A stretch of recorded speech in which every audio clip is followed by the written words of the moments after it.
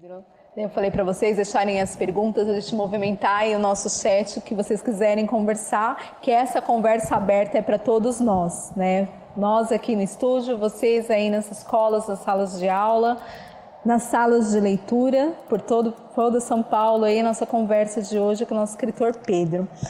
Pedro, vamos começar a falar um pouquinho né, para colocar, assim, contextualizar, falar um pouquinho da sua formação como leitor, sua formação como escritor para a gente?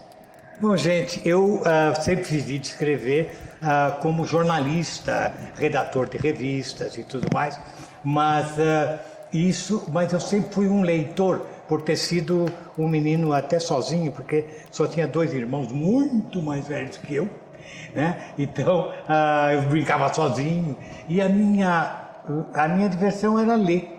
No meu tempo, hoje em dia as crianças não gostam muito, né? No meu tempo era gibi, que se lia, gibi. Todo mundo lia gibi. Hoje o livrinho não está tão na moda como era no meu tempo. Você arruma um gibi, aí você troca com os amigos, lê 20 gibis e tal. Hoje o que está nos filmes do Batman era tudo gibi. Super-Homem, Mulher Maravilha. E daí você sem querer passa para livros sempre parecidos com gibis, livros de aventura, livros de emoções, aí lê livro do Tarzan, a história do Tarzan, aquela história absurda de um homem branco vivendo com os macacos e lutando contra e se mostrando superior porque era branco e europeu.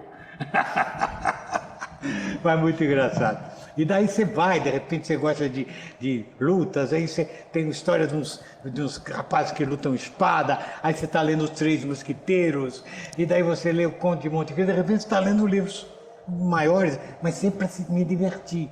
Nunca eu não lia para estudar, lia porque era diversão. Isso fez com que eu tivesse um universo vocabulário muito grande e pudesse trabalhar como jornalista. E do jornalismo vai, chega a ser o livro. E dele nunca mais saí. Se eu continuar jornalista ou publicitário, como eu fui, eu estava aposentado. Agora não estou aposentado. Até o último dia, na UTI vou estar escrevendo. Teve um livro assim que você mais chamou a atenção, que você mais gostou durante a adolescência, que marcou? Sem dúvida. Bom, inicialmente foi o Lobato, sem dúvida nenhuma, né? O Lobato, tanto que eu adorava Narizinho. Por isso que eu adaptei o Lobato a Narizinho, agora que ele está em domínio público. Fiz o livro Narizinho, a menina mais querida do Brasil. Foi uma chave linda do Lobato. Todo mundo adora a Emília. Uhum. Mas tudo é feito pela imaginação do Narizinho. Narizinho é uma menina sozinha num sítio, tá? E ela vive com o quê? Com sua imaginação. Então ela imagina que a boneca fala, imagina que o porquinho fala, imagina que se casa com o peixinho do rio. Então é imaginação infantil, ele sacou bem nisso, né? Mas logo depois você vai para... aí no meu tempo não tinha livro brasileiro para jovens e crianças, você ia para traduções. Aí é Mark Twain, o americano, né? Tom Sawyer, O Príncipe Mendigo, e aí você vai indo, de repente você está lendo, alguma coisa mais adulta. Eu me lembro, tinha essa história de um gaúcho macho que luta contra os paraguaios, aí você vai ler O Continente, do Érico Veríssimo. De repente está lendo um livro que naturalmente foi escrito para adultos, e sem querer, você está lendo, ele brinca, ele é bom, ele deixa o cavalo, aquela coisa toda. Né? Então, sem querer, você se torna um leitor de qualquer coisa.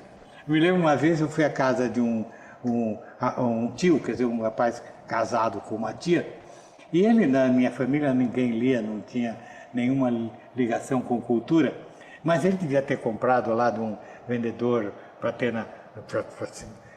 para se exibir. Então tinha 2 volumes encadernados em couro, bonitos. Aí eu abri, tinha uns desenhos de um velho de espada e tal, de lança, e tinha um amiguinho gordinho que estava num burrinho. Falei, oba, um romance de cavalaria, é para mim, meu? Aí eu li Dom Quixote de La Mancha, como se fosse, e é muito interessante, uma criança, um jovem pode lê-lo, é muito engraçado, é divertidíssimo. Então, sem querer, o livro me fez, o livro e a escola me fizeram, porque eu não tive, a minha família era uma família de classe média baixa, assim, talvez classe pobre alta, entendeu?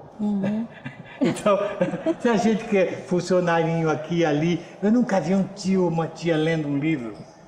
Meu pai morreu antes de eu nascer e minha mãe era um amor de senhora, porém ela não tinha muita cultura. Eu nunca a vi lendo um livro, um romance.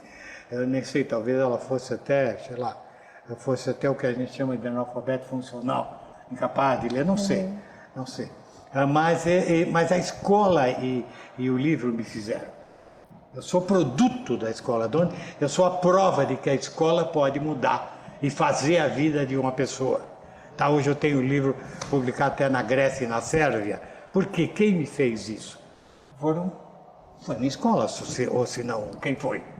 Tá? É claro que uma família que possa estimular ajuda demais, né?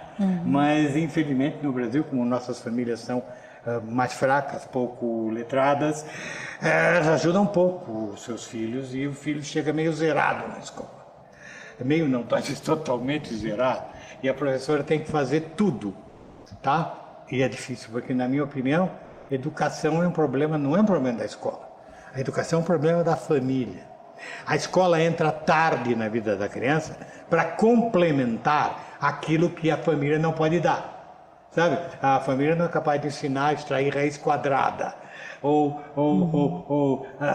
análise gramatical. Então você precisa da escola para isso. No entanto, a escola no Brasil não é assim.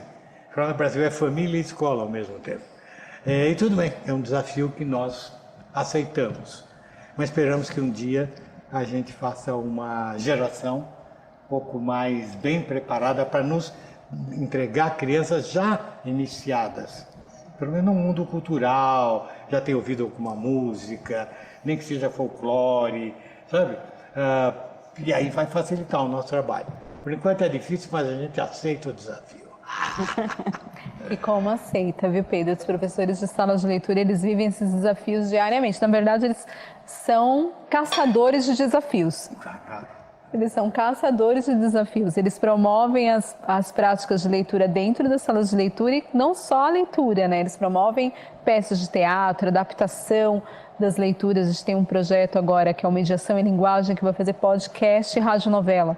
Olha, que bacana. A gente está dizendo, mas como assim radionovela hoje em dia? A gente está fazendo radionovela e as crianças estão assim se divertindo com isso. Então, eles são caçadores aí de buscar essas emoções, né? De buscar essa emoção da leitura com a criança. Aí eu estava vendo aqui uma perguntinha que mandaram agora para a gente no chat, assim, para despertar, né? Você falou um pouco da sua formação leitora, que você começou lendo leu Monteiro Lobato, depois você já estava lendo Tom Sawyer e foi indo. Como que despertaria hoje em dia essa motivação na criança para ela começar a ler, assim, para ela começar a enveredar, né? Que é uma dúvida dos professores. E como que eu faço para enveredar a criança para esse caminho e ela seguir? Mas eu posso começar, porque isso faz parte do que eu pretendo falar hoje. Pode. É o seguinte, a nossa missão é realmente, eu estava falando com você, professora de física, como é que você vai fazer um menino de 15 anos, que geralmente é a idade inicial do ensino médio, se interessar por física, se interessar pela medida de um movimento circular. Por que ele vai gostar disso? Então, a nossa missão não é ensinar, é estimular. Há um grande professor e autor, educador francês chamado Daniel Pennac, que diz que o verbo ler é parente dos verbos sonhar e amar. Sabe por quê? Porque nenhum dos três suporta o imperativo. Você não pode falar para uma pessoa, sonhe! A pessoa sonha se quiser. Você não pode falar para você, ame! Ela ama se quiser. Se eu quiser conquistar o teu amor, eu preciso te seduzir. Né? Levar flores, bombons. Quem sabe eu consiga. Tá? Ler também. Não adianta você mandar alguém ler. Porque ler é entender o mundo. E sem entender o mundo eu não tenho futuro. Então eu tenho que seduzi-lo para isso. Tá? O problema, eu tenho trabalhado nos últimos anos com meus professores, principalmente para trabalhar as dificuldades de classe, não as facilidades. Tá?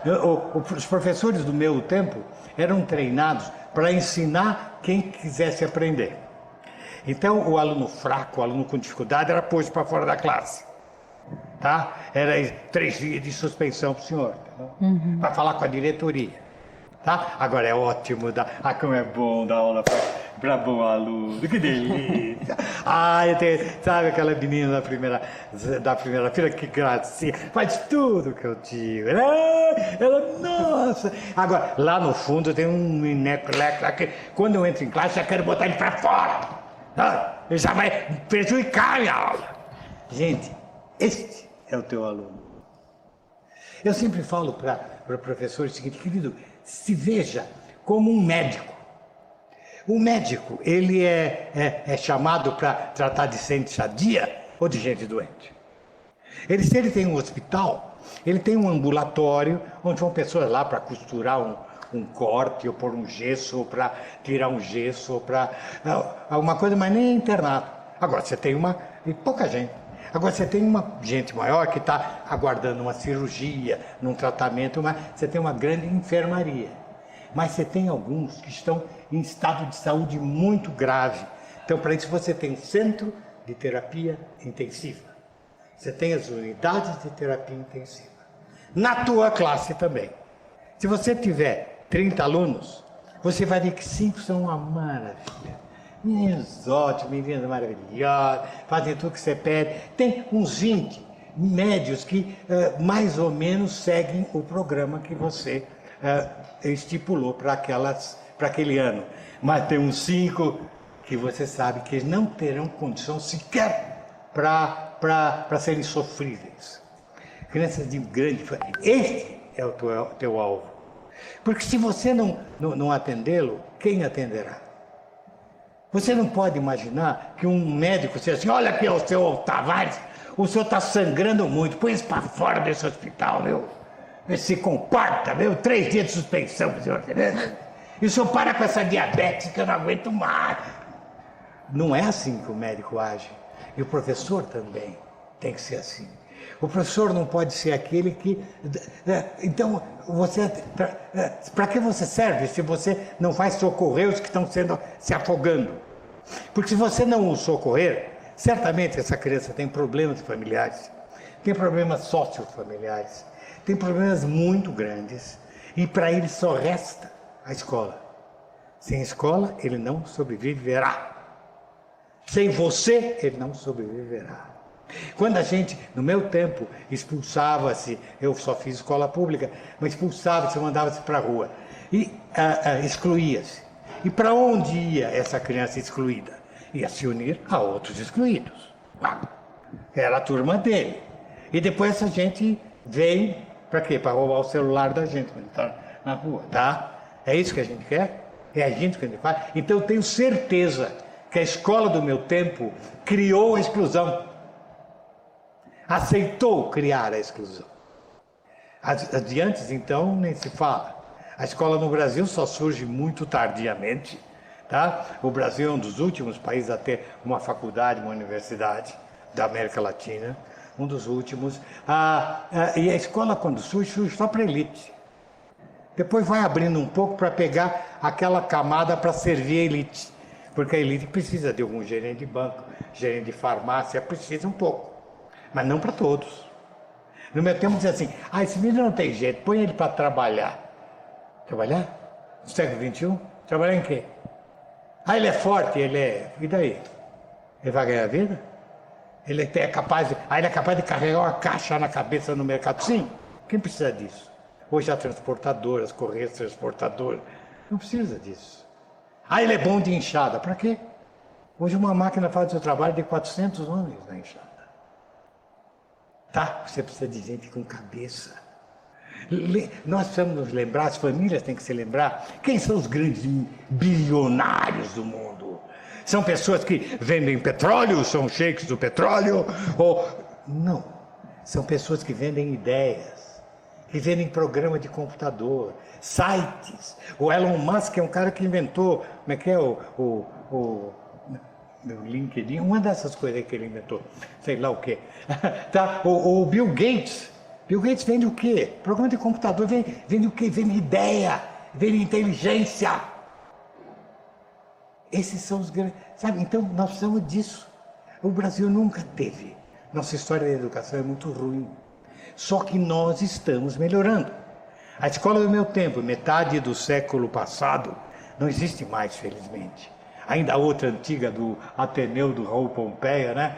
Que agredia as crianças, a palmatória, batia na onda da criança. A gente vê os contos do Machado de Assis falando de escola. Não é mais, não existe mais isso. Hoje a escola sabe que que só tem uma terapia, a terapia da presença, do carinho. Nós precisamos ganhar para nós a criança fraca. Não hostilizá-la, porque se eu hostilizar o meu paciente, ele não quer mais tratar comigo. Se você vai a um médico e o médico é grosso com você, ou não te dá atenção, você muda de médico. Ele precisa te atrair, te ganhar, para você falar, esse médico é tão bonzinho, eu vou deixar ele me tratar. Eu vou admitir. Eu estava falando para a Márcia hoje de uma professora que eu achei lindo. É uma professora que diz, sabe, Pedro, sempre que começa o ano, eu sei que vai ter aqueles meninos que vão querer me testar. Na primeira aula vão me provocar, para ver como é que eu reajo, tá? Então, nessa hora ele provoca, miau, pronto. Aí você fala, menino, assim não, você não sabe aqui, você não me conhece, comigo não vai ter essas, pronto. Você já se juntou àquelas pessoas que o repelem. Você nunca poderá trabalhá-lo, ele nunca vai se abrir a você. Então elas que têm uma tática, elas trabalham, não sei, crianças 9 anos, não me lembro mais, mas não são os grandes, não. Então o menino lá fez lá, provocou, ela engole, continua e tal, mas marca bem a carinha dele. Aí no dia seguinte, ela fica meio perto da porta, quando o menino vai entrar, ela chega nele, acaricia o cabelo e sorri. O moleque, pum, como? Eu provoquei ela. Ela sorriu para mim, André. Ele vai sentar meio sem jeito. O que eu faço? Ele não vai conseguir provocar. Você falou, essa não está contra mim. Pronto, você abriu a portinha dele para trabalhar. Aí você vai trabalhar. Ele tem que ser acelerado. Ele provavelmente é uma criança, certamente, agora vamos entrar na fase da sala de leitura. O mau aluno é um aluno deslocado em todos os sentidos. O primeiro sentido é que ele está mal letrado. Essa criança pode até ter sido bem alfabetizada ou não, mas ela não atingiu o letramento. Ela não atingiu a compreensão leitora. Ela não compreende aquilo que lê. Ela faz parte daquele exército que quando vai fazer o PISA, e o Brasil vai ficar lá no fundo da fila, não compreende um texto curto, não é capaz de fazer um bilhetinho curto, tá? É zero de letramento. E só que o PISA é aplicado em crianças de 15 anos, frequentadoras do primeiro ano do ensino médio, isto é, ela nem foi reprovada durante o ensino fundamental, e ela não sabe ler nem escrever. Como é que nós, brasileiros, chegamos a isso? Isso é absolutamente impossível. Você é professor de ensino médio, como é que você pode... Essa criança que lê mal, ela tem um universo vocabulário extremamente pequeno. Porque como ele não teve muito contato com a língua, ela não aumentou o seu universo vocabulário. Tá? Resultado, ela não vai entender muita coisa. Ela vai ter dificuldade. Ela, por exemplo, não pode ver um filme estrangeiro. Ela não tem velocidade para ler a legenda de um filme estrangeiro. Não tem. Ela tem que ver um filme dublado. E mesmo assim, ela vai ter dificuldade de entendimento. Nós sabemos que um analfabeto total tem dificuldade de entender uma novela de televisão. Porque o universo vocabulário dele é muito estreito. Ele é aquele telespectador que gosta daqueles programas que passa filminho, como é que chama? Telecacetada, não sei como é que gente que toma tom, cai e tal, morre de rir. Porque ele não entende, por exemplo, uma anedota. Uma anedota é uma ironia da língua. Ele não tem capacidade de entender. Você contar uma piada para ele, ele não entende. Por quê? Sabe? Que futuro vai ter essa criança? Quem é que ele vai ser no século XXI? É o nosso desafio. Nós precisamos realmente recuperá-los. Só que agora a gente está numa posição pior do que sempre estivemos. Nós estamos, depois de 2 anos de pandemia, 2 anos de aula virtual e de um mundo, uma briga danada. Aliás, uma briga que nós nem sabíamos brigar, porque nunca houve isso antes. Não tínhamos onde aprender o que fazer numa hora dessa. Nós tivemos que improvisar. Tudo foi improvisação. Todas as aulas virtuais foram improvisação, não sabíamos como é. Eu não sabia como provar, nós estamos tentando 2 anos. 2 anos que está passando para 3, porque a Covid ainda está por aí. Então, se o teu desafio era enorme, agora passou a ser exponencial. E nós temos que enfrentar. E o que nesse momento eu tenho que fazer? Qual é o primeiro passo, na minha opinião, do velhinho, Pedro Bandeira de bigode branco, sabe, meu velhinho? Né? Esse velhinho tem só uma ideia. É o seguinte, toda disciplina depende de compreensão leitora. Não há disciplina que possa se desenvolver sem compreensão leitora. Eu estava falando eu sou professor de física. Se o menino lê mal, e você deu o enunciado de um problema de física, ele até sabe qual é mas ele não entende o que você perguntou. Então ele não vai acertar. Ele não vai acertar. Um problema de matemática é um enigma da língua portuguesa. Você tem que decifrar esse enigma para saber. Aquela coisa, você dá o problema assim, escreve no quadro, né? Senhora, é de mais ou de menos? Não, meu filho, li aí. Eu já li, quero saber se de vezes. Ele não entendeu bolacha do que você escreveu. Ele até sabe fazer a continha de vezes, não sei o quê. Mas não entendeu o que você perguntou. Ele pode até fazer uma conta certa, só que não era aquela que você pediu. Tá? Então, o problema é compreensão do idioma, mas muito grande.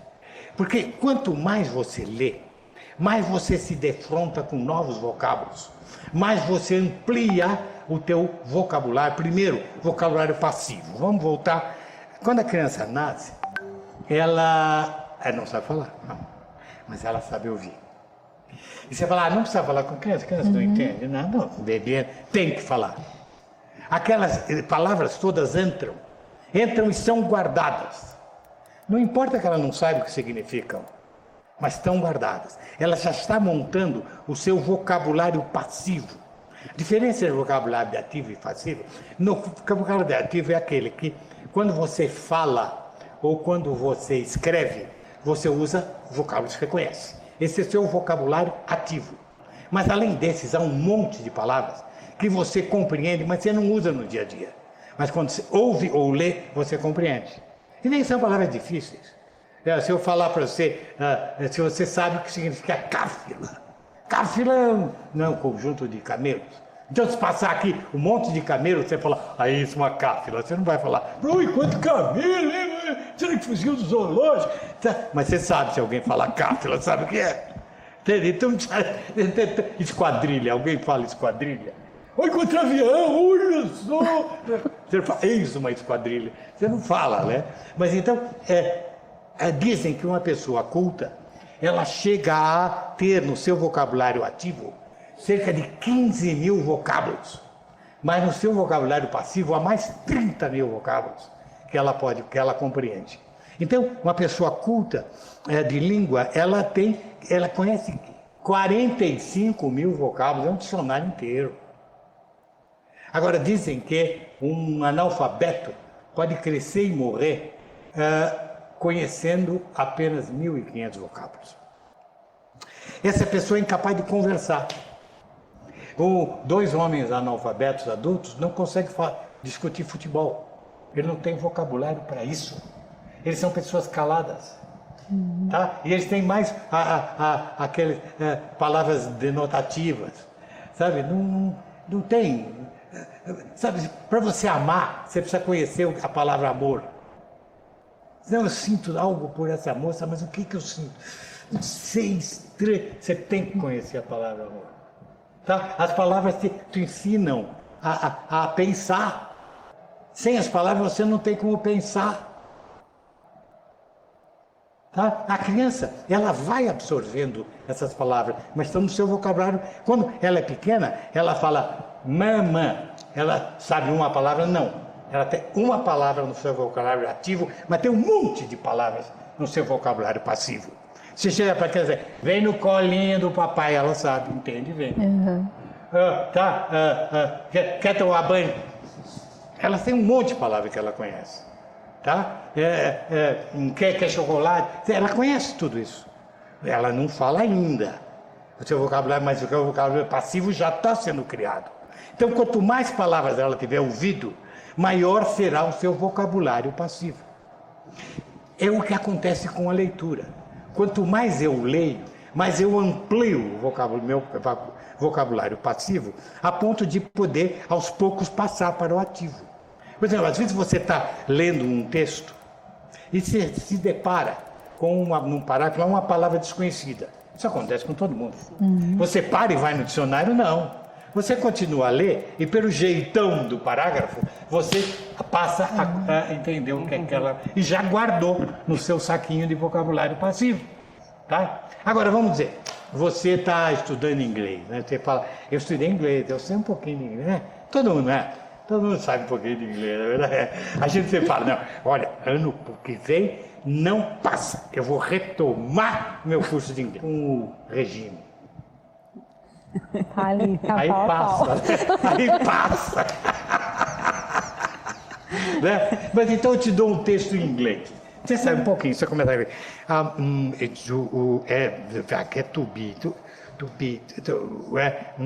Aí tem uma palavra que você não entende. Tem outra palavra que você não entende. Outra palavra que você não entende. Você não entende. Isso acontece com o teu aluno que não está letrado. Tem tantas palavras que ele desconhece. Se você tem uma que você desconhece, você engole. Mas ter 2, 3, 4, 5, você não entende. Isso acontece com o nosso aluno.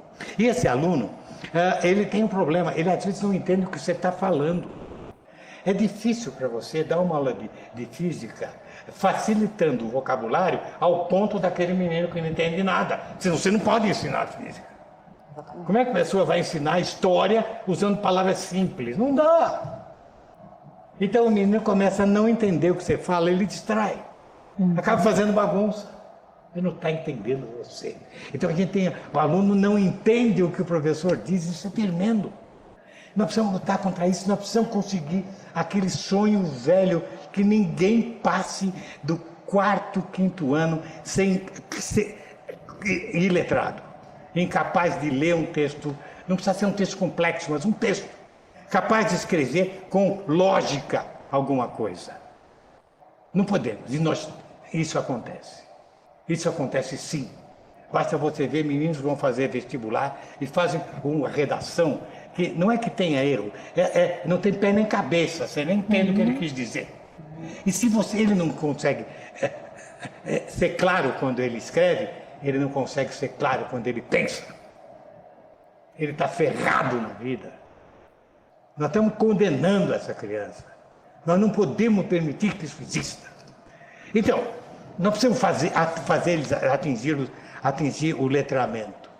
E como é que se atinge? Como é que a gente compreende bem a leitura? Eu vou falar com o professor de educação física. Vem cá, professor. Diz o seguinte, você tem um menino que é muito bom de nadar. E ele tem o sonho de se tornar um campeão de natação. Né? E poder ganhar medalha de ouro na Olimpíada. O que é que o senhor recomenda? O que é que ele vai recomendar? Treine muito, nade muito, passa 8 horas na piscina. É o treinamento que faz você aprender. Tá? Então, eu sempre defendo o seguinte, o professor não ensina. O professor não ensina. O professor apresenta, estimula, implora, e o aluno aprende se quiser ou se puder. Tá? O professor é um sedutor. Não adianta obrigar. Por isso eu falei que o verbo ler não é igual o verbo sonhar e amar. Você não pode obrigar uma pessoa a ler. Você tem que dizer que a leitura é gostosa. Você tem que dizer, gente, olha, eu vi um livro para vocês lerem, até fiquei arrepiado. Imagina! O menino já ficou, o que será? não estou interessado, ou então você conta o comecinho, né? O que será que vai acontecer? Você tem que estimular para ele ficar com vontade de ir lá. Mostrar que não é uma tarefa, é uma diversão. Porque aprender é gostoso, gente. O chato é ser ignorante. Eu fico tão triste quando uma criança me fala, eu não gosto de ler. Não gosto de estudar é chato. Né? Porque a criança não é capaz, ele começa a pegar um texto e não entende, ela não pode dizer, puxa, estou mal letrado. Estou tendo problemas de letramento. Ele não sabe. Ler é chato. Tá? Então, você tem que mostrar, ele tem que treinar. E ele tem que treinar com prazer. Eu, como estava falando quando você perguntou, minha família não lia, mas eu ficava sozinho e ficava lendo. Eu lia para ficar inteligente? Não. Eu lia para me divertir. Eu me lembro que o Renaissance na Lisina era um livro que eu lia, quando chegava no fim, eu virava de novo e recomeçava. Eu lia em círculos. Looping. Looping infinito. Looping, leitura, né? Eu gostava, eu relia. Sabe, aquele livro do Max Weber, tem um que era o Príncipe e o Mendigo, que é a história de dois meninos muito iguais, mas um é muito pobre, é um mendigo, e outro é o príncipe da Inglaterra. E uma vez eles se encontram, olha, corações parecidos e tal. Aí o príncipe chama, vamos brincar, vamos trocar de roupa. Aí eles trocam de roupa, aí ganham um guarda, fala, você te invadiu, pega, tchum, e jogam o príncipe para a rua. E o mendigo tem que virar príncipe e o príncipe tem que virar mendigo. Interessantíssimo, mas com aquela linguagem. Então eu lendo várias vezes, pela aventura, o príncipe passa por dificuldades enormes, porque o pai dele é um bêbado e tal, tão quente, e bate nele e tudo. E aquilo tinha uma riqueza vocabular que certamente me serviu. Mas não era por isso que eu li o livro. Eu li porque era divertido, porque era emocionante. Então você, professor e professora de sala de leitura, é isso que você tem que fazer. Seduzir essa criançada. Para que elas treinem, mas treinem muito. O treinamento tem que ser intensivo. Se eu quero ser campeão de natação na Olimpíada, eu tenho que treinar muito. Então, eu treino, mas eu gosto de nadar. Eu me sinto bem nadando bastante. Tá? É bacana. E, puxa, eu consegui diminuir meu tempo e tal. Então, pode não ganhar a medalha, mas ela vai melhorar muito a sua capacidade de nadar. E também é o teu aluno. Mas ele só faz isso se ele tiver prazer. É muito chato fazer uma coisa que você acha que é chato. E ela é só chata quando você tem dificuldade. Se você tem facilidade, ela deixa de ser chata. Eu, por exemplo, acho muito chato tocar violoncelo. Muito chato.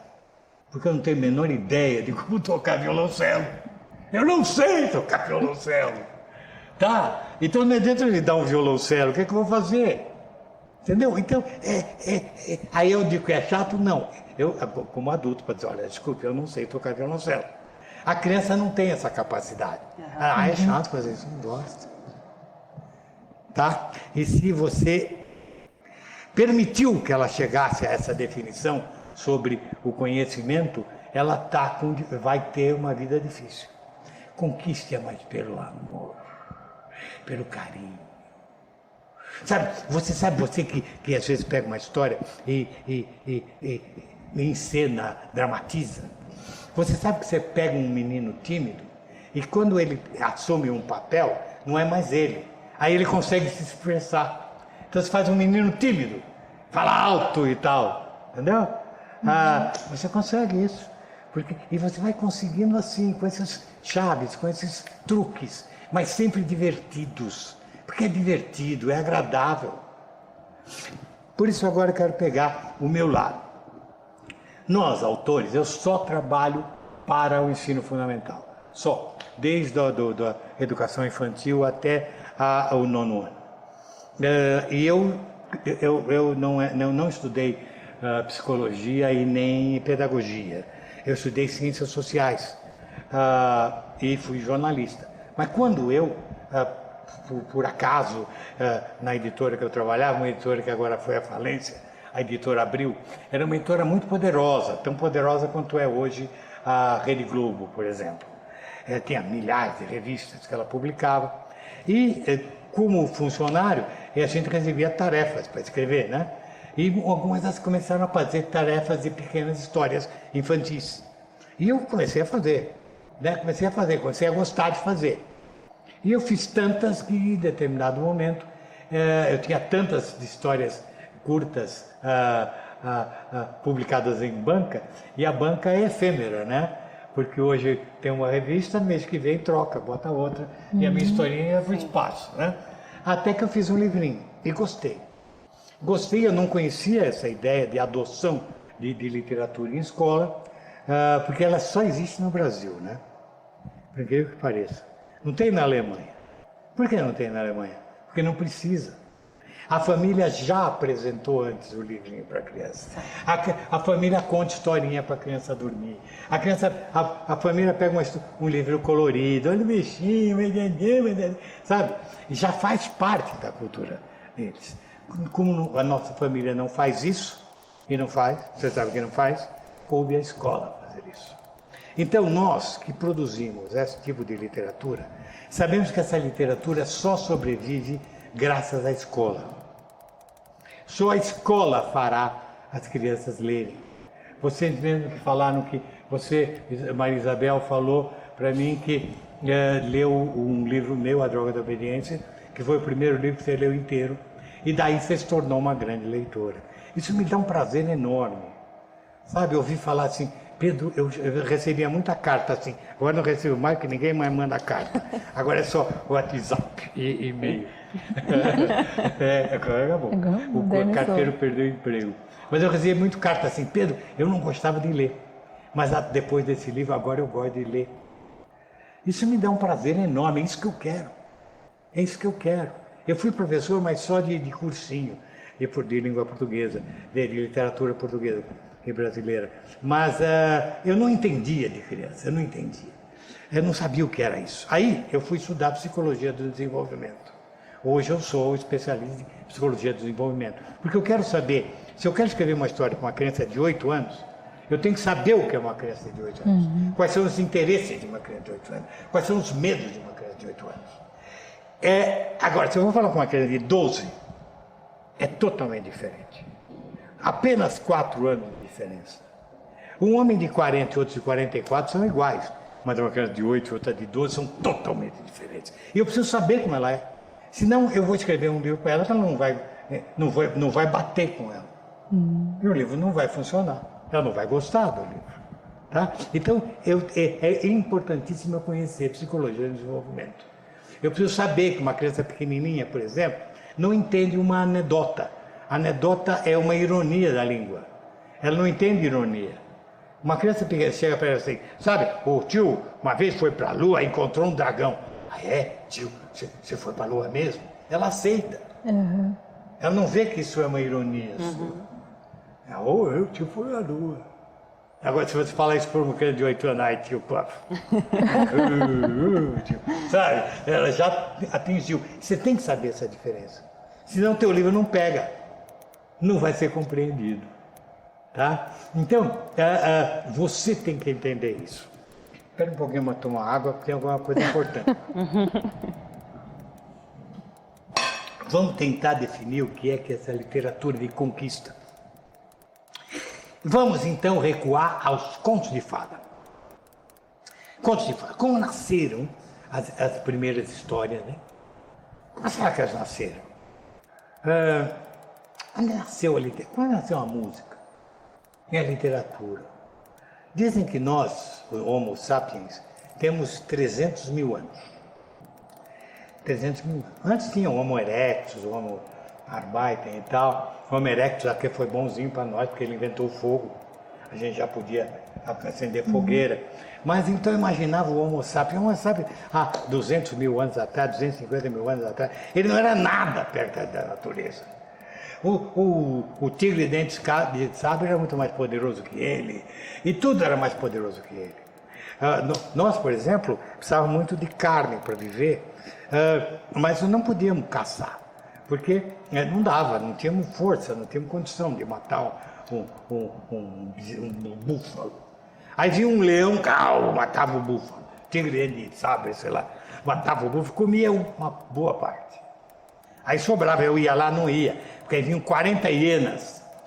E comia.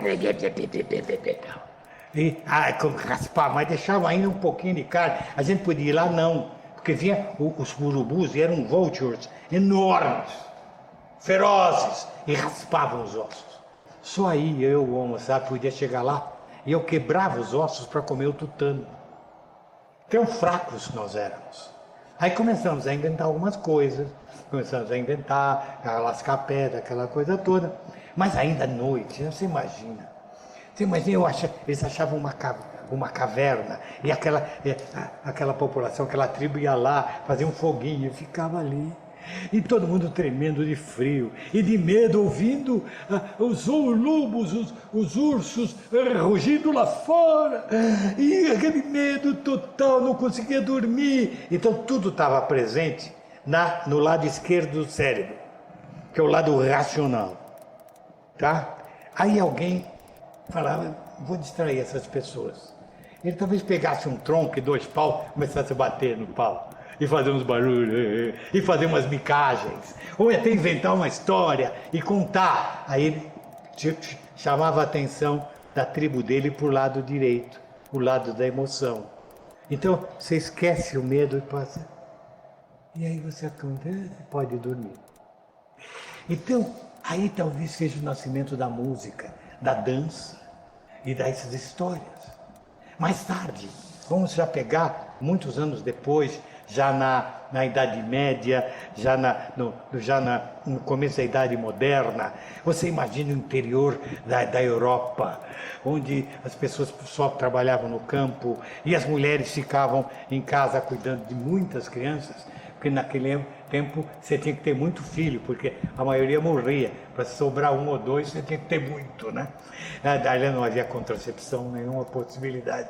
Então você imagina de noite, com neve lá fora, aquele borralho aceso, e aquela mulher vendo aquelas crianças tiritando de frio, com medo dos lobos lá na neve, e ela, para aquecer aqueles coraçõezinhos, começavam a inventar histórias cheias de magia, de mistério, de princesas e de criança. E a Ketum saía do lado esquerdo e ia para o lado direito. E aquelas que a gente ficava ouvindo aqui. Histórias que existem até hoje. Aquelas que existem até hoje é porque funcionaram. Até hoje nós gostamos de Chapeuzinho Vermelho, de Branca de Neve, de Cinderela, de Rapunzel, né? De João e Maria. De João e Maria. Existe história mais cruel que João e Maria? Imagina que os pais abandonam João e Maria na floresta para serem devoradas pelos lobos, para morrerem de fome. Que horror! Aí eu ponho minha filhinha no colo e começa a contar, ela treme de verdade. E aí ele encontra uma bruxa que quer devorá-la e tal. E aí a Maria consegue jogar a bruxa dentro do forno, incinera a bruxa. Que história delicada, infantil, né? Bonitinha, né? Perfeita. Por isso que ela existe até hoje. Porque o medo atávico do ser humano, vamos imaginar que a vida se compõe de uma cebola. Você começa naquele buraquinho, aquela coisinha pretinha do meio da cebola. Você só conhece a primeira camada. A mamãe, o cheiro do leite, o calor do colo da mamãe, a voz da mamãe. Não existem as outras camadas. América do Sul, guerra na Ucrânia, não existe, só existe aquilo. Aí depende onde é a segunda camada, onde já tem papai, talvez um irmãozinho mais novo, talvez vovó, mas ainda não tem bairro, não tem mais nada. Aquela é a minha vida. E ela vai se expandindo, eu vou conquistando espaços, até que eu chego num ponto de idade adulta que eu compreendo que há, segundo Piaget, isso é a partir de 12 anos, você pode compreender camadas da cebola que você não atingiu ainda, antes não. E naquele momento que eu estou naquele bolinho, colo da mamãe, tudo, aquela é minha vida, é toda a minha vida. É o cheiro da mamãe, é o cheiro do leite, é tudo. Você já notou que às vezes você encontra uma colega que tem uma criança de alguns meses no colo, deixar no colo, que já senta, você fala, ai, que bonitinho esse seu filho, vem cá. Ela faz assim. A criança te repele. Por quê?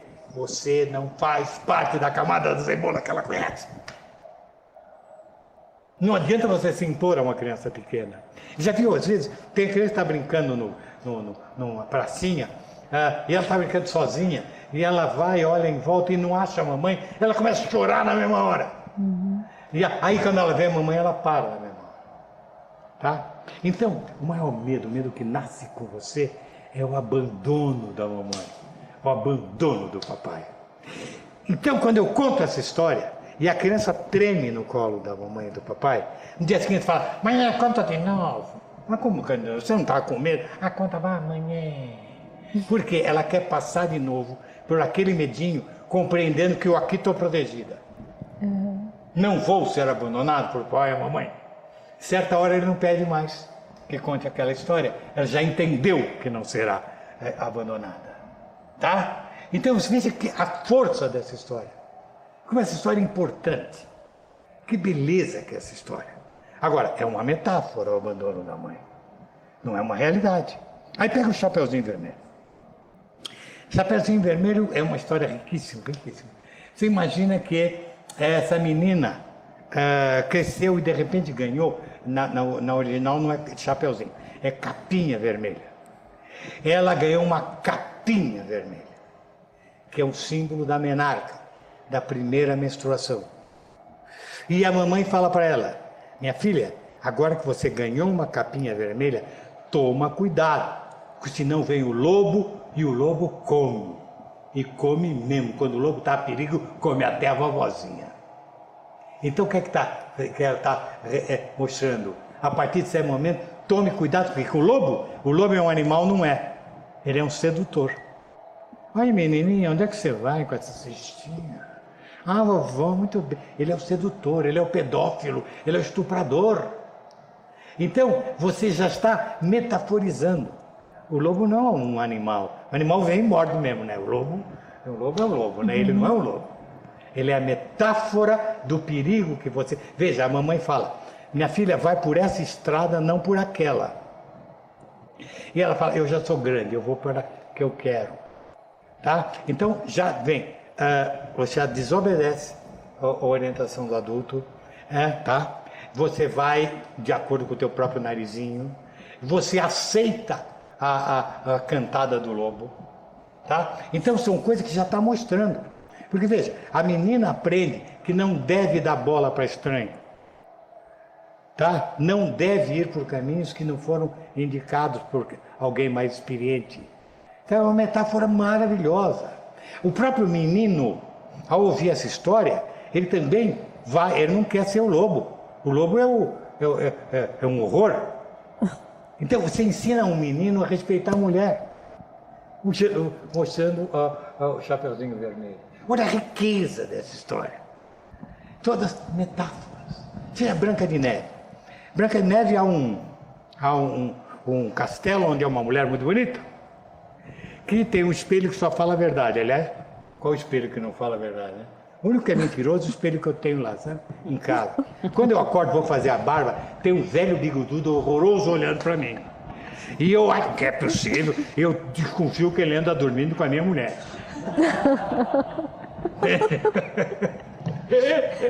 E é isso mesmo.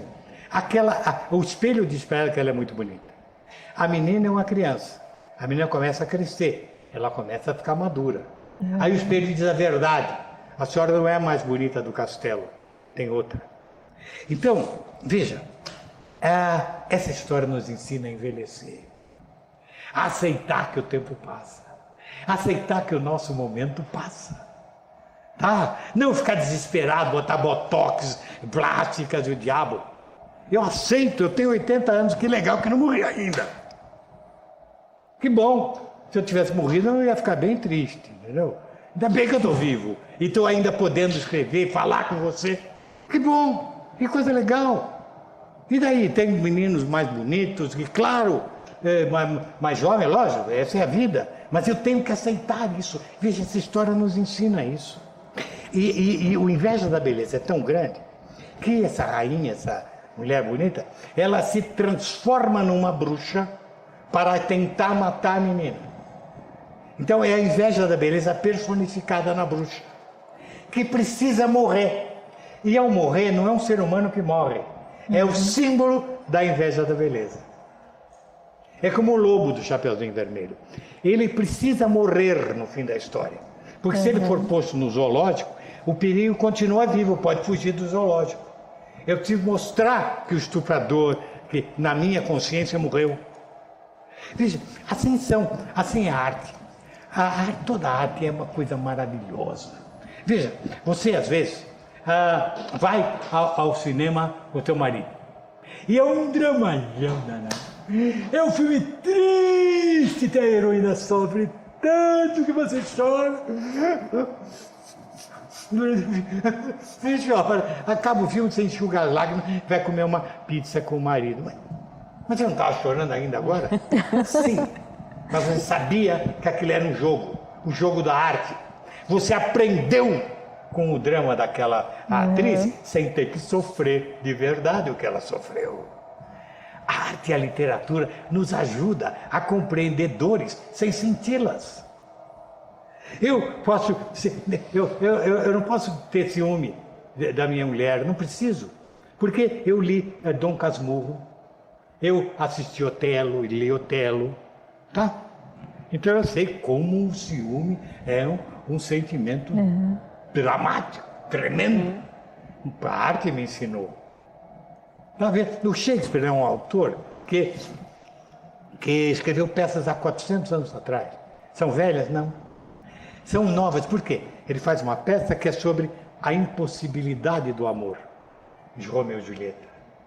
Tá? No tempo dele, hoje e daqui a 200 anos, sempre vai haver gente com dificuldade de realizar o seu amor. Por alguma razão, a menina gosta de um garoto, ela é mais rica, o garoto mais pobre. Família, como você vai tem que pegar alguém da sua classe? E ela, para realizar esse amor, vai ser difícil. Ou não, para você, gostou desse menino negro? Mas como? Sabe? Então, simples vai acontecer. Tanto que essa história é uma história que hoje funciona muito bem para as pessoas homossexuais. Porque nada mais difícil de realizar do que o amor homossexual. A família vem contra, e tem as homofobias, e hoje em dia dizem que se mata mais pessoas por razão de homofobia do que para roubar, sabe? Porque as pessoas ficam desesperadas, sabe? Então veja, Romeu e Julieta, então, é uma peça viva, e sempre será viva. Otelo sempre será vivo, sempre será vivo. Então, por quê? Porque as metáforas que ele usa, que a arte usa, ensinam a gente. Desde a historinha de João e Maria até ao livro mais importante. Eu falei que, contei antes, no começo, que eu, sem querer, li Dom Quixote como se fosse um romance de um homem velho, que nas mudanças da idade moderna ele não aceita as novidades. Então, ele nunca viu um moinho. O moinho é um gigante e ele vai com a lança para lutar contra o moinho. Gente, eu sou Dom Quixote todo dia. As mudanças tecnológicas me botam para trás toda hora. Toda hora tem uma coisa nova no computador ou no celular. Eu preciso chamar a minha netinha. Vovô, é só apertar aqui. Sabe, o controle da televisão tem tanto botão, não sei por que tem tanto botão. Sabe, então é o Dom Quixote. Dom Quixote está hoje em dia muito mais atual do que jamais. Por exemplo, quando você, sei lá, há 1000 anos atrás, quando você vivia de cavar, plantar, colher e dormir, você podia durar 70 anos, que a vida era a mesma. Você não tinha nenhum choque da modernidade. Hoje é por ano que as coisas mudam. Às vezes por meses que a coisa muda. E eu tenho que admitir.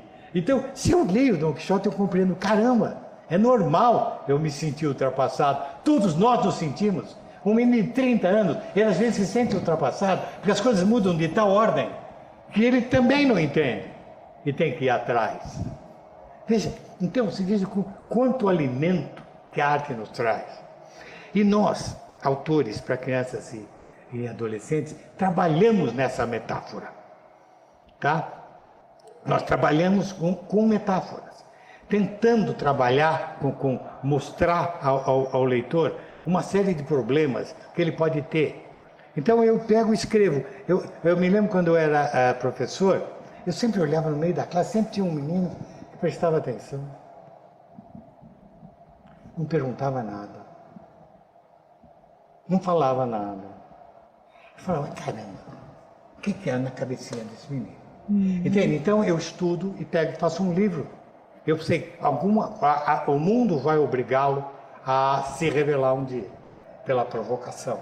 Então eu faço um livro que tem um garoto assim, mas acontece algo que ele tem que se revelar. Então eu procuro dar alimento, mas sempre com metáforas. Veja, o livro que você falou, Maria Isabel, a Droga da Obediência. Eu trabalhei no jornalismo no tempo da ditadura militar e havia muito a censura. Havia censor que cortava a matéria que eu escrevia ou proibia eu de falar algum certo assunto. Então, a Droga da Obediência é uma metáfora do autoritarismo. Alguma coisa para você obedecer, obedece que eu não sei, viu? Você não sabe nada. Não, sabe? Então, o que você lê, você fala, eu não quero esse autoritarismo. Eu não quero a droga da obediência. Eu não quero tomar a droga da obediência. E as drogas que existem são a droga da obediência. Porque a droga que existe aí é para pegar da juventude, que a força, o protesto, a garra da juventude é aplacada. Eu fumo um baseado, eu fico numa boa. Gente, eu dou uma cheirada. Eu elimino de dentro do jovem o que ele de melhor tem a oferecer, que é a sua garra, a sua vontade, seu entusiasmo, tá? A sua tesão. A droga é extremamente política. Esse cara não vai fazer nada. Ele vai sempre correr atrás da próxima dose. Vejam, gente. Vejam que você, com uma metáfora, se você dá se os escritores dessem conselhos, eles não seriam lidos. Veja, jovem, você não deve fazer tal coisa. Você tem que usar de metáforas para que ele se espelhe no livro. Tá? Então hoje nós temos um problema grave da destruição da natureza. Então, claro, eu vou escrever um livro onde adolescentes do Fundamental 2 vejam-se na contingência de viver a grandiosidade da destruição da natureza. Porque ele vai viver isso já. Ele está quase adulto. Ele vai ter que enfrentar isso. Eu tenho que preparar a cabeça dele com uma metáfora, com uma aventura, sempre com um final feliz, né? Sempre com um final feliz. Sabe? Então, tudo isso é que nós fazemos, nós autores. Nós queremos apresentar a você, encarregado de sala de leitura, a você, professor, materiais que levem o teu aluno a se espelhar na história.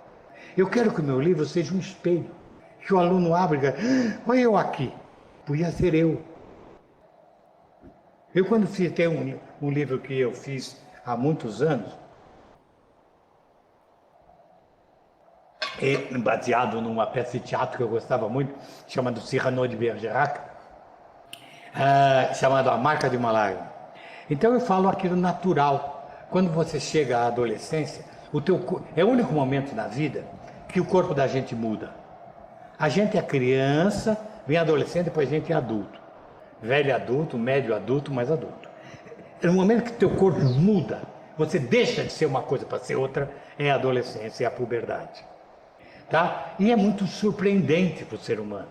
De repente nascem pelos, de repente, sabe, a menina cresce nos seios e vem a menstruação, o menino tem a poluição e tudo mais. E ele não sabe nada, porque veio de criança, ele estava brincando com como é que chama? Playmobil até agora, e de repente ele está às portas da idade adulta. Em algumas sociedades ele está adulto, um índiozinho, por exemplo, ele já chega na cidade, ele já sai com o pai para jogar flecha, para não sei o quê. Ele já é adulto. Nós temos aquela, nós, na civilização, nós temos uma longa adaptação à idade adulta, chamada adolescência. Mas é o que nós inventamos, que fisicamente não. Antigamente, mulheres aos 14 anos eram casadas, 15 anos eram casadas. Hoje não dá. Ela precisa estudar, ela precisa ter uma profissão, ela precisa, né? E tal. Então você cria uma adolescência maior, um tempo maior de adolescência. Eu gosto muito de trabalhar nessa faixa, que é a faixa inteira do Fundamental 2 e já um pouco do ensino médio. Tá? É uma adaptação difícil, gostosa, mas difícil, onde entra a timidez, onde entra uma série de coisas, entra ciúme, entra muito bullying. Entende? Então você tem que, a arte tem que ser oferecida para trabalhar essas coisas. Sabe, trabalhar o bullying é uma coisa difícil, fazer uma criança entender que todos são diferentes. Que o bullying é uma bobagem. O mundo, se todo mundo tivesse a mesma cara que nem robô, ia ser uma coisa idiota. Eu não podia reconhecer alguém, porque todos são iguais. Como todos iguais? É bom que sejam diferentes. É necessário que sejam diferentes. É gostoso que sejam diferentes. Mas a criança no começo não entende isso. Ela costuma a criar bullying com o diferente. E a gente tem que trabalhar isso. Dando bronca, pondo de castigo. Olha, bronca não ensina nada. Nota baixa não ensina ninguém. Não vou dar uma nota baixa em matemática para esse menino, porque daí ele vai aprender matemática. Vai nada. Vai nada. Quando ele tem uma nota baixa, ele não entendeu a matéria. Eu tenho que repetir a matéria para ele. Eu tenho que dar exercícios para acelerá-lo. Ele não errou porque quis. Ninguém erra porque quer. Erra porque não é capaz de acertar. Tá? Então, o menino que vai mal, ele apenas está mostrando... a prova serve para o professor. É como um médico. Você vai ao médico, o médico pede uma série de exames para você. Você vai ao laboratório, faz uma série de exames. E traz para você. O exame foi feito para você saber o que tem ou para o médico saber o que tem, o que você tem e tratá-lo? Certo? Então, eu dei uma nova matéria. Aí eu faço uma prova, que na verdade é uma avaliação de quanto pegou na classe aquela matéria nova. Se eu descubro que só 30% entendeu e 70% não entendeu, não adianta dar 3 para esses meninos. Significa que eu dei uma aula de algum modo errada. Eu vou ter que repetir a aula com outro método, de outra maneira, reforçar, porque todos precisam entender. Então, serve para mim a nota, não para ele. Não para ele. A prova é para o professor. Não adianta o médico pedir, mandar o seu Tavares no laboratório, depois receber os exames. Ô, seu Tavares, o senhor não tem vergonha desse exame de fezes, cheio de minhoquinha? Vou lhe dar um 0 nesse exame. Ué, por que ele pediu? Ele fala, não, agora você vai tomar esse remédio, aquele remédio. Não é? Então você tem que ter essa ideia. A criança em dificuldade não é um mau aluno, é um aluno em dificuldade. Talvez você não consiga salvar todos, porque, veja, nós somos muito sozinhos. A criança tem muitos problemas de outra ordem, de ordem familiar, sociofamiliar. Você vê que muitas elas, se não vão para a escola, não comem. Tá? Ela tem que comer na escola. Vacina, a escola que tem que cuidar da vacinar. A criança está com dor de dente, a escola que tem que tomar uma providência. O pai não vai levar no dentista. É complicado isso tudo, tá? Então, você sabe que não vai curar todos.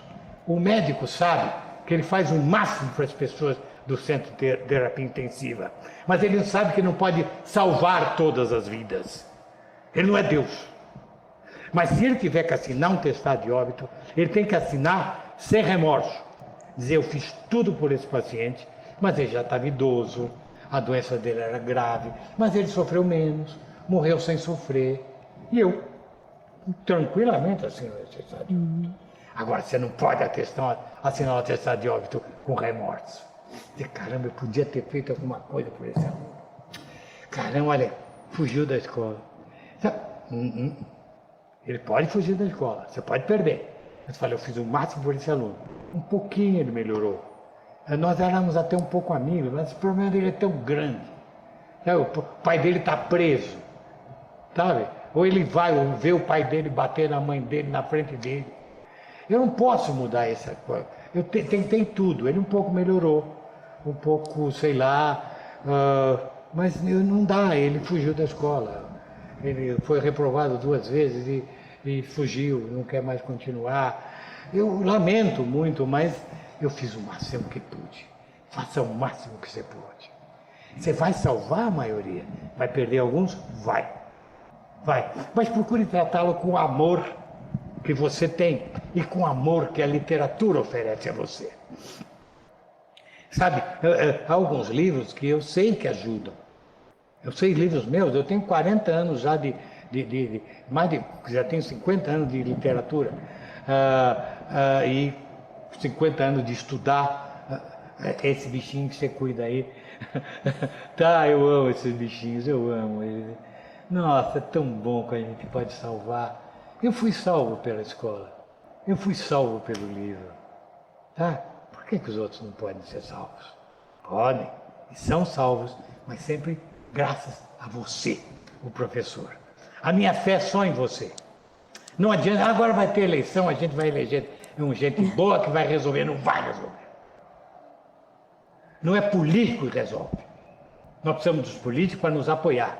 Mas é o trabalho do brasileiro que pode fazer um Brasil grande. O brasileiro mal informado, o brasileiro sem conhecimento, não vai poder fazer um país grande. Tá? E não adianta ter Deus como em Brasília. Aliás, puxa, lá eu acho que é um pouco mais inferno do que céu. Desculpe. Todo respeito. Queridos, obrigado por terem me ouvido. Mas eu sei que temos uns minutos e gostaríamos de ouvir vocês e talvez conversar com vocês, talvez resolver alguma coisa ou dizer, vamos que vamos. Pedro, falando que tem uns minutos, você falou da questão do teatro, falou tudo. Temos uma escola nossa aqui da Diretoria Leste 1 que preparou uma adaptação, uma peça teatral com um dos seus livros. Eles fizeram com todo carinho a escola P. Hermínia de Andrade, que fez uma adaptação da sala de leitura de um dos seus livros. A gente vai passar para você ver. Vamos ver, claro. Oh, que maravilha. Para você. Pode soltar para a gente o vídeo, produção da P. Hermínia de Andrade.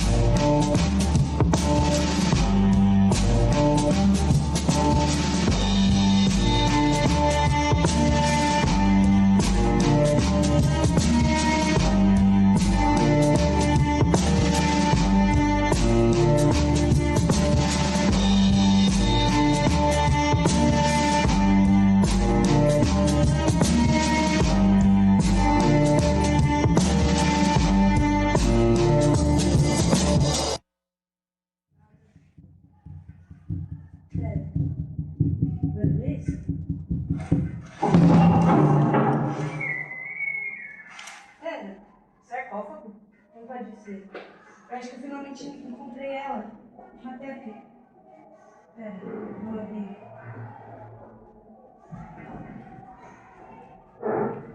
Pera.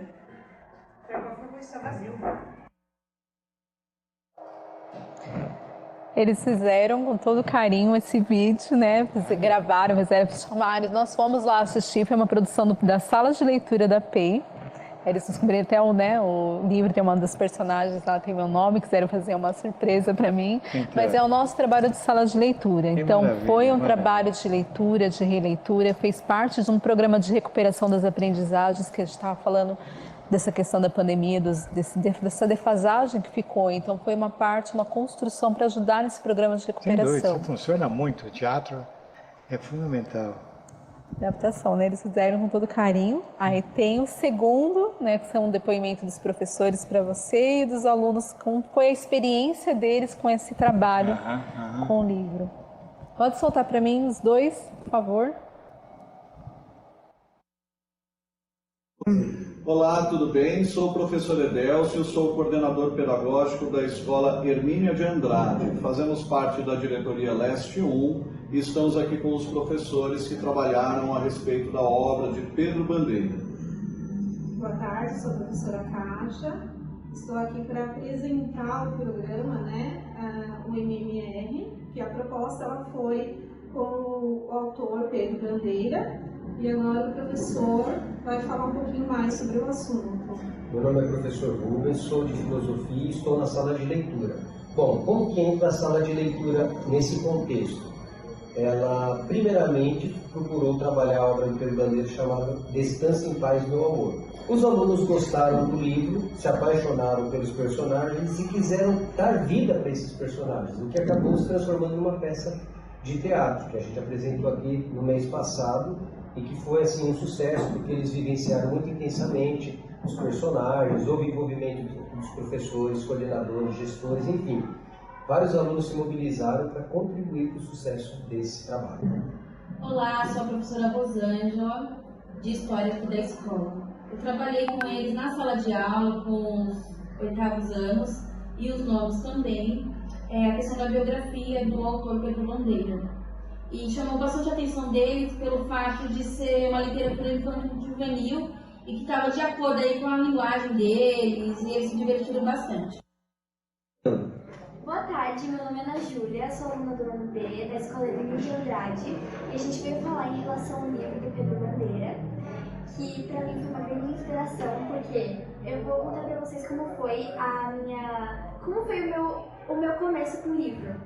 Eu comecei, confesso que o professor me apresentou esse livro pra mim. E eu já fiquei assim, não parece muito interessante. Eu comecei a ler e o livro me surpreendeu muito. Foi muito bem pensado o contexto do livro, foi maravilhoso. E durante o livro eu comecei a perceber que, os mínimos detalhes o autor se preocupou pra que a gente chegasse no final, a gente conseguisse juntar todas as peças, como se fosse um quebra-cabeça, e juntasse tudo e formasse, a gente, meu Deus, era isso então? A cabeça explodiu. E foi muito interessante, eu gostei muito de trabalhar com esse livro. A gente trabalhou uma peça teatral e foi uma coisa bem interessante pra mim.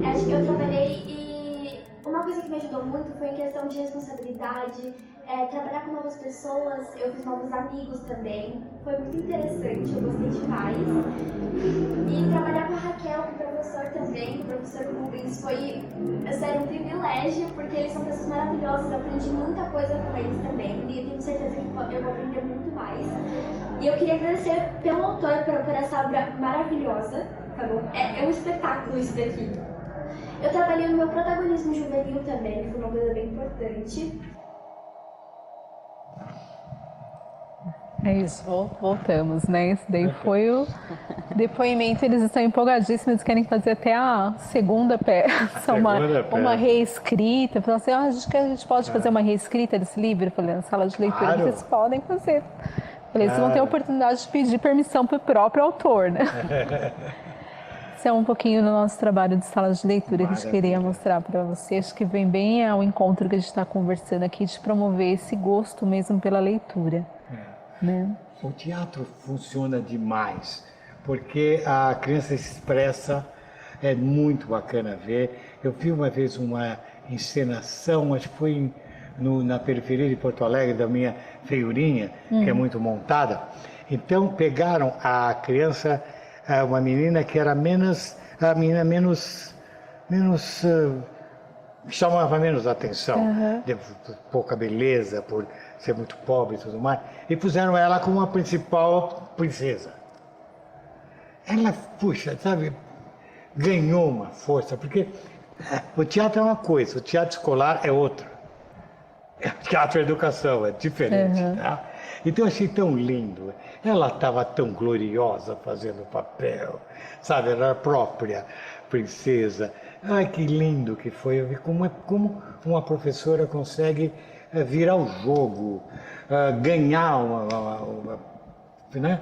E depois tem uma coisa boa. A criança que não quer participar, ela pode participar em outra coisa. Ela toca uma música para acompanhar, ou ela é diretora até, né? Ou ela cuida das roupas, dos uniformes. Então, ela tem vários papéis que ela pode participar, né? O teatro tem essa vantagem. Essa aluna, ela foi diretora, assim, aquela diretora bem brava. Brava, ela era brava. Ai, vai ver que merda.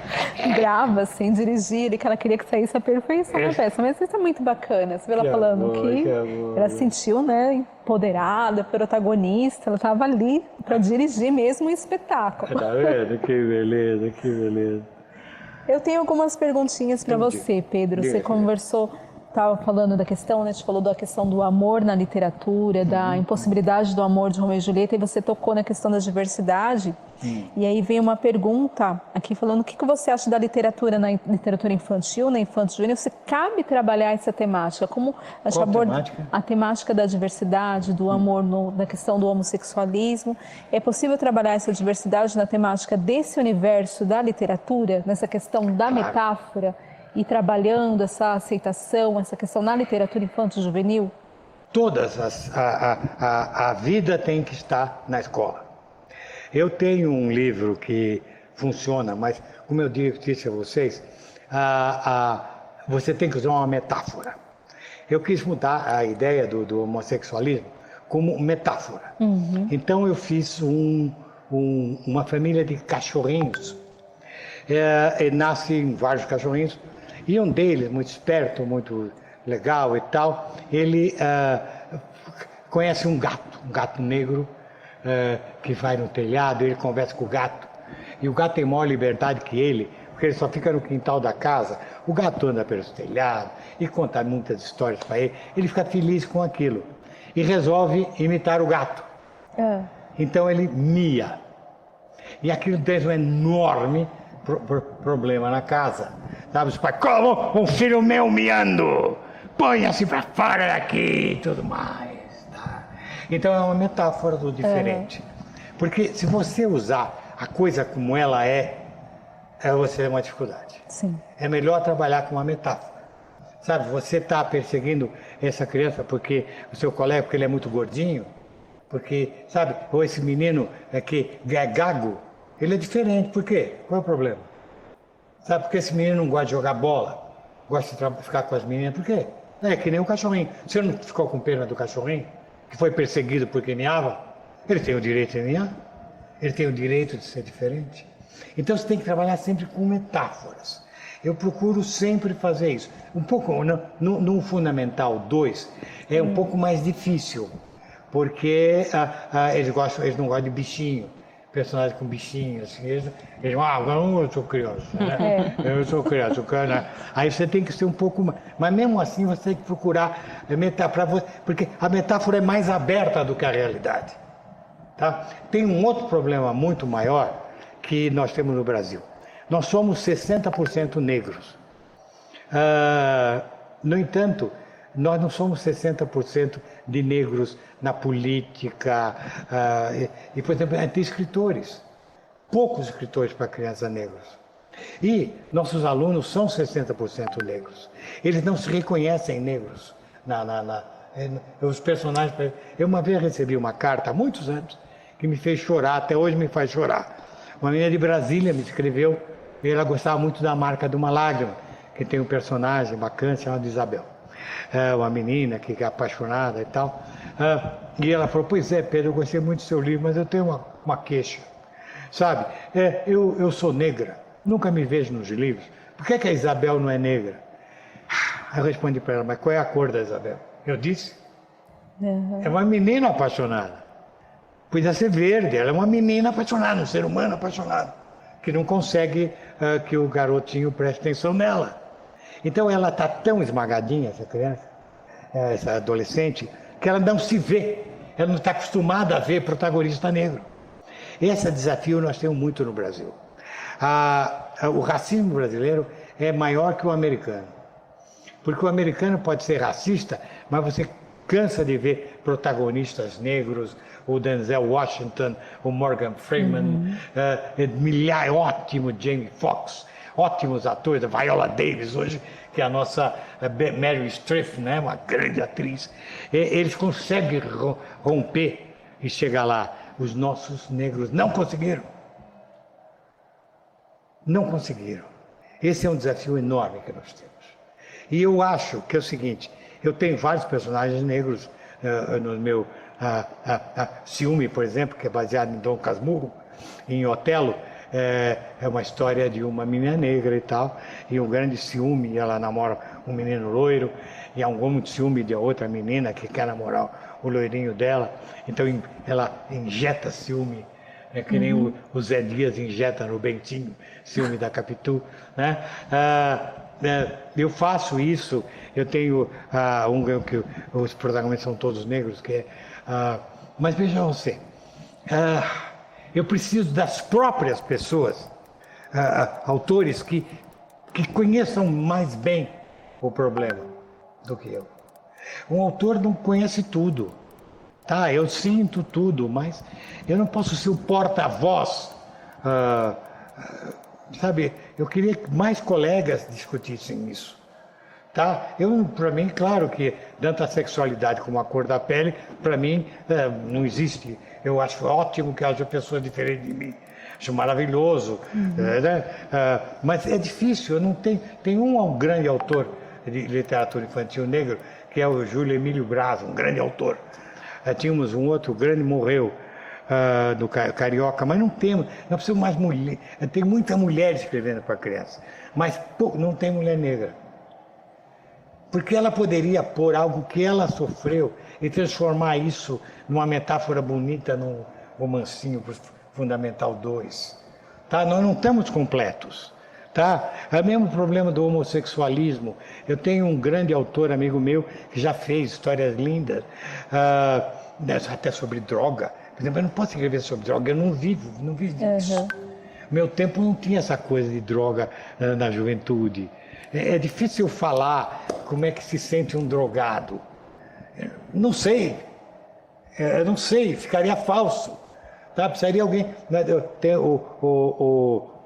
Tem um livro do Valcir Carrasco que chama A Corrente do Amor, se não me engano, da editora Moderna, que é um livro maravilhoso, que é um menino homossexual no tempo da AIDS, que pega AIDS, e a amizade dos colegas, sabe? Apoiando o garoto e tudo. E é um livro bastante vivo, tá? Mas eu não seria capaz de escrever aquele livro. Eu não sei como... Eu perdi, na época da AIDS, perdi grandes amigos. Eu fiz teatro na juventude, né? E tinha um grande cenógrafo que era muito meu amigo, foi um dos primeiros a morrer de AIDS e tudo. Mas é difícil que eu ser o porta-voz. Se eu tento, eu não posso ser testemunho. Então me faltam essas pessoas, sabe? Inclusive a editora da Editora Moderna, ela está muito procurando isso, né? Autoras... Mulher, sim, mulher tem cheio. A maioria dos autores infantis são mulheres. Então, porque vem de professoras, né? Ela foi professora, ela conhece bem, né? Ruth Rocha, Janeta, Ana Maria Machado, todas elas, Silvia Ortoff, foram todas, Rosana Rios, que é um gênio, a Eva Furnari. Então, tem maravilhosas, melhores que nós, homens. Mas falta um pouco, por exemplo, uma mulher homossexual, falar, porque hoje em dia aparece um pouco mais, mas a mulher homossexual sofreu demais. No passado, no meu tempo, ela se escondia. Entende? É muito duro você esconder o que você é. Eu queria que alguém escrevesse sobre isso. Eu ser obrigado, eu, por exemplo, costumo, quando chego perto das pessoas, eu chupo a barriga, entendeu? Para não parecer que eu sou barrigudo. Aí eu perco o fôlego. Entendeu? É difícil. E eu não consigo fazer regime para perder a barriga. Mas viu, então a pessoa que realmente sofre, talvez sobre barrigudo eu poderia escrever, mas aí não seria para jovens, seria para adultos. O problema do jeito de ser barrigudo. Mas, entende? Então seria muito mais entrar como testemunho. A Carolina Maria de Jesus, ela era uma moça que mal sabia escrever, negra, sofrida, moradora de rua, e ela jogou para conseguir jogar para fora a emoção dela. Mas é quase que só tem ela. Sim. Tá? É preciso uma pessoa, uma autora negra mais informada, que estudou mais, teria condições de metaforizar isso e fornecer matéria para ser tratada nas escolas. Entendeu? Tratada nas escolas. Pudesse o professor ver que tem esse problema, usa o livro como entrada, sem discutir o problema. Os alunos vão entender, puxa, e vão discutir. Aí ela pode entrar de mediadora, sabe? É muito mais fácil do que ela tentar trabalhar o bullying diretamente, sabe? Ela é melhor trabalhar de lado, e a arte é ótima para isso. Você entra suave, você entra gostoso, mas está faltando. E essa diretora, outro dia, essa editora da Editora Moderna, chamada Maristela, ela está indo atrás. Ela está indo atrás, procurando, estimulando, tentando ler livros de outras editoras, para procurar justamente. Ela quer autores dos povos originais. Aqui, por que não? Nós temos um só, o Daniel Munduruku. Daniel Munduruku, eu ia falar dele Daniel Munduruku, porque ele traz um saber, uma sabedoria que nós não sabemos. Sim. Sabe, meu avô Apolinário é uma obra-prima, né? É uma coisa incrível, eu nunca imaginei que a gente pudesse entrar dentro de si mesmo, como naquele livro. É maravilhoso, ele é meu amigo pessoal. Mas tem poucos, tem um poeta que é um declamador maravilhoso, estão começando agora. Mas está faltando, nós não temos negros e homossexuais, mulheres homossexuais, que pudessem, com carinho, com amor pelas crianças, se colocar, né? Oferecer um material gostoso, suave, que isso pode ser levado para discutir. Porque isso é mais importante, discutir com aqueles que não têm o problema, do que aqueles que têm o problema. Para que eles deixem de fazer bullying. Eles admitam. Tá? Eles admitam. Tá? Então isso é necessário. Mas tem pouco material e eu me sinto... eu toquei nesses assuntos, mas com toda a delicadeza, porque, Pedro, o que é que você sabe? Sabe, eu sei pouca coisa. O que eu posso saber? Entendeu? Eu tenho que sentir dentro de mim, tá? Para trabalhar. Aí vai bem. Eu não queria falar apareceu isso. Um negócio chamado MIF. MIF. MIF, quer dizer MIF mesmo. Ela veio com toda a delicadeza, né? Não é metáfora MIF. Veio com toda a delicadeza para falar. Sim, os pedidos são muitos, as perguntas são muitas. Aqui estão pedindo até um diálogo 2, para poder dar tempo de responder tudo. Falaram de uma poesia que você faz para explicar verbo de ligação, pediram para falar. Mas, assim, nosso tempo também está corrido, né? Por conta dos compromissos e tudo mais, né? Eu só quero agradecer, tinha feito muitas perguntas, mas ao longo da conversa, né, você foi respondendo e eu fui entrando aí nessa história e foi ótima a participação, agradeço muito a oportunidade. Eu falo muito, esse é o meu defeito. Não, Se me manda calar a boca, eu falo até meia-noite aqui. Não, foi ótimo. Porque educação tem muito assunto. Sim. Tem muita coisa. Muito assunto, você não consegue parar, né? Tem muita coisa, que os pedidos são muitos, os diálogos literários 2. Vamos fazer. Vamos fazer. Eles gostaram da formação dos contos de fada, que tem falas que nunca tiveram essa perspectiva para trabalhar o conto de fada. Deu uma formação completa aqui. As perguntas foram respondidas aos longos e é demais. Te agradece muito, Pedro, a sua participação. Assim, com a gente, com os professores de sala de leitura, os professores da rede estadual como um todo, assim, estão agradecendo muito, tanto que estão pedindo mais formação. Você acendeu um despertar, um acalento um abraço assim no coração deles. Olha, eu me disponho, eu dou aulas, ponho aulas agora para a rede pedagógica, eu estou fazendo uma série de aulas discutindo o conto de fada, porque eu estudo muito isso, tá? Eu acho que para escrever você tem que ter talento, mas se não tiver conhecimento não adianta. Não adianta ter talento e não ter conhecimento, tá? Eu tenho talento para tocar violino, mas se eu não estudo violino, eu não consigo tocar violino, tá? Então eu estudo muito esses assuntos, muito eu estudo. Se você quiser, estou às ordens, dar aulas, a gente fazer um programa de aulas especiais sobre literatura infantil e juvenil, para falar com as minhas queridas amigas, porque eu preciso de vocês. Nossa, quem vai chorar vai ser eu agora. Sem vocês eu não existo. Meu! Olha que agora até o coração disparou aqui. Mas vamos sim, eles querem, nós queremos e vamos assim levantar essa questão da leitura, trabalhar com essas crianças que elas precisam da gente. Vamos fazer. Acho que é a nossa missão. Eu minha como professora, como educadora, é essa missão de acalentar o coração da gente, sim.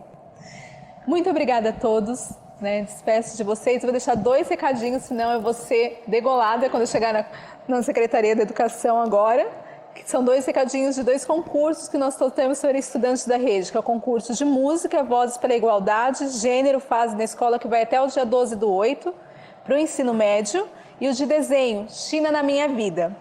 Eu sou suspeita, porque eu sou fã de dorama. Fase da escola até dia 17/8, anos iniciais e anos finais, médio e EJA. Eu vou deixar, tenho dúvidas, tem o e-mail da Coped, que é prêmios-e-concursos@educação.sp.gov.br. Dá uma entradinha lá, qualquer coisa, liga pra gente nos canais oficiais da Secretaria. Tem esses 2 concursos aí que nós estamos falando de sala de leitura, 2 concursos para movimentar aí a sala de leitura também. Um grande abraço especial, um beijo a todos e até o nosso próximo episódio do Teia Literária.